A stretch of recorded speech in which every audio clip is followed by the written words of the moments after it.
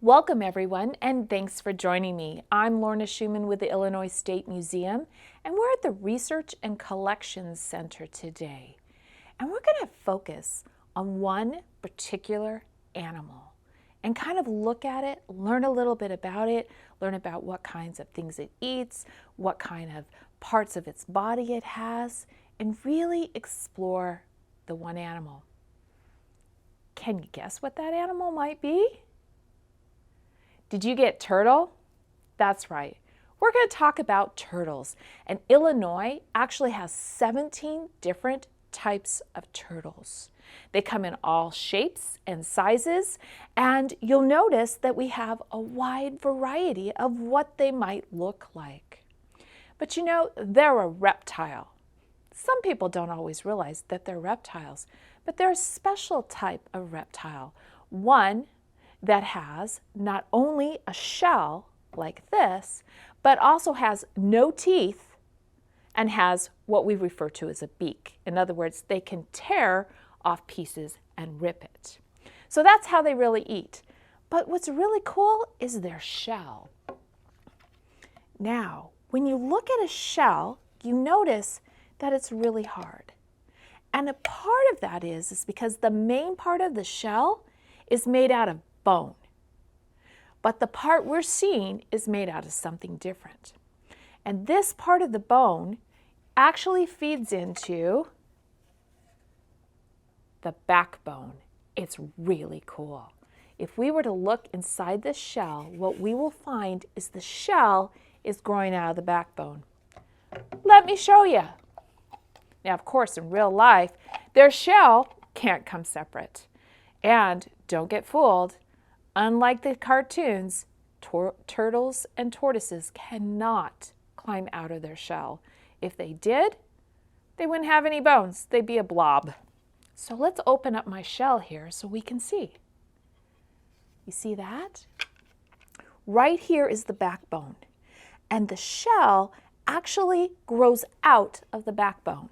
And when we look at this, we can really see that the shell and the backbone are really bones all together. Right here, what we have, this is the pelvic or the hips. And right here, if we look really close, we can see the tailbone on our tortoise. Well, shells are made of two pieces.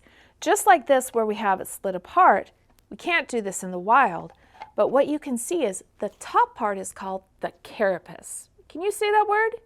Carapace. It's a tough word. It's the top part of the shell.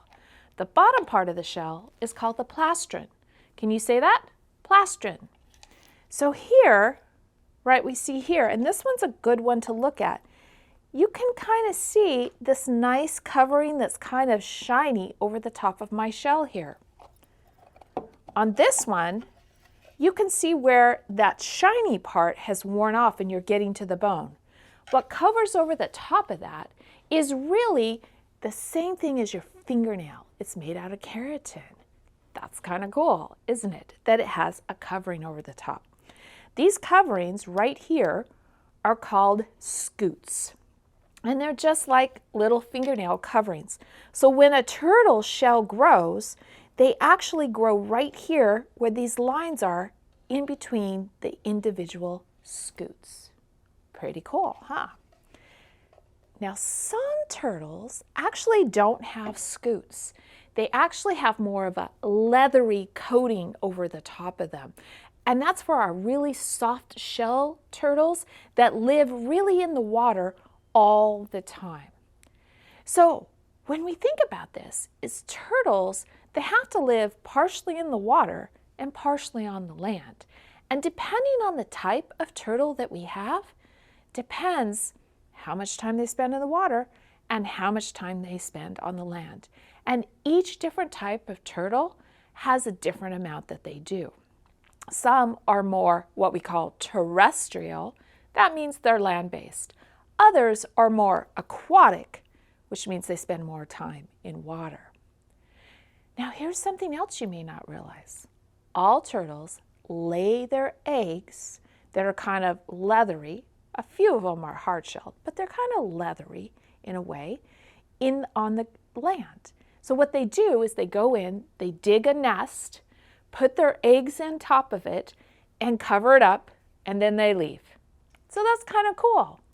Well, I brought a couple of species or different types of turtles for us to look at. This one back over here is called a snapping turtle. And if we look at it, we can see different pieces of it. See this right here?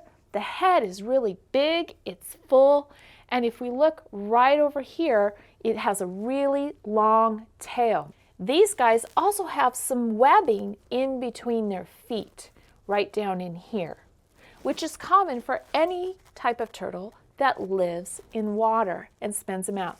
These guys like the mud, and they like to bury themselves kind of in the mud and lay in wait, kind of like ambushing what they're going to eat. And they eat a lot of things like fish, other amphibians like salamanders and frogs, and lots of more. They are definitely what we call a meat eater or a carnivore. Now, our other turtle right here, this is our map turtle, and he's much more aquatic. That means he spends more time in water. You notice that his shell is really skinny. It's not very big, it's kind of flat, unlike the snapping turtle, which is really big. But our map turtle here, he has a ridge right along the top of his carapace, the top of his shell right here, and he's really flat. He can actually close up a good portion of his shell to keep himself hidden in there. And he lives mainly in water. He basks on river logs along the shore of the river. And he's really known for eating snails. So that's his important thing. Now this guy right here, our box turtle, is more terrestrial. He has a higher dome-shaped shell right here on his carapace. And the shell is hinged so it can completely close when he's in his shell. That's kind of cool. It lives mainly away from the water, but here's the thing, he's an omnivore. An omnivore means you eat both plants and animals. So it's kind of cool.